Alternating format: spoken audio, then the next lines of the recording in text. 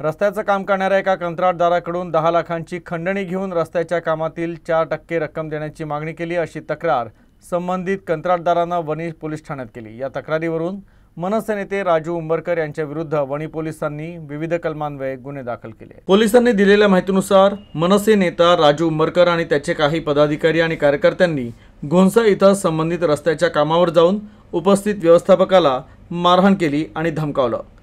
ठाण्यात राजू उंबरकर आणि पदाधिकाऱ्यांविरुद्ध विविध कलमान्वये गुन्हे दाखल करण्यात आले होते। 10 लाख रुपये मनसे नेत्याला दिल्याचं तक्रारीत नमूद करण्यात आलं।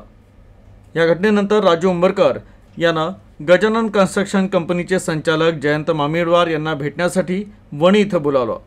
त्यानुसार जयंत मामिडवार यांचे चिरंजीव योगेश मामिडवार आणि व्यवस्थापक अजय हिंगाने हे राजू उंबरकरच्या निवासस्थानी आले।